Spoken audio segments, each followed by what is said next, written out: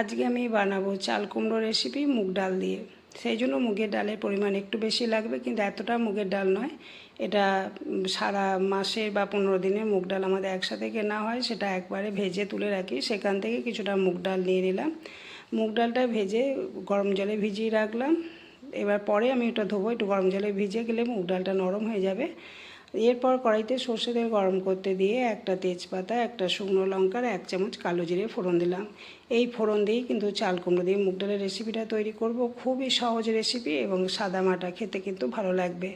নিরামিষ রেসিপি।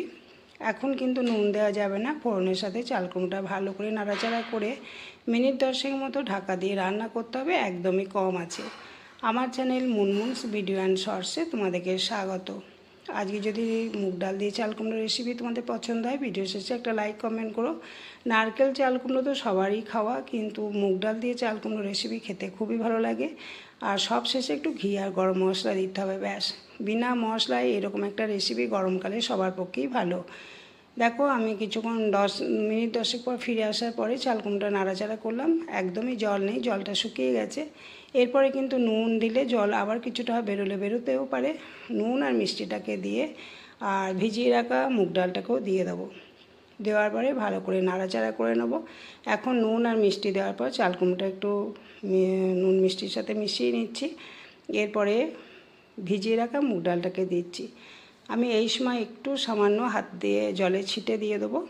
তারপরে ঢাকা দিয়ে মিনিট 10 আবারও কম আঁচে রান্না করতে হবে। রান্নাটা সম্পূর্ণই কম আঁচে হবে। দেখুন, নাড়াচাড়া করে নিয়ে ঢাকা দিয়ে দিলাম।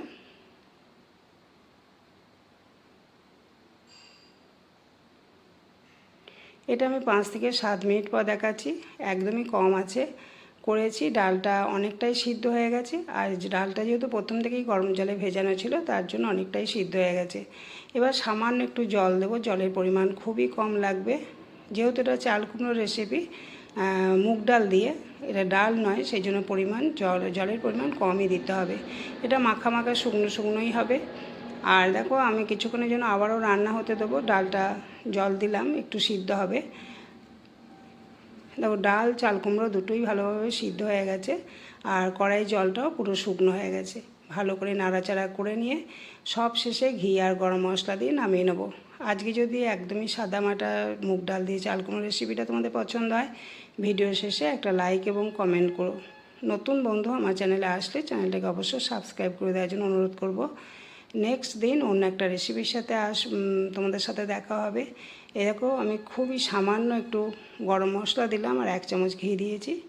ঘিটা ক্যামেরাটা মনে হয় অফ ছিল, দেখানো হয়নি, বোঝা যাচ্ছে না, যাই হোক কেটে গেছে।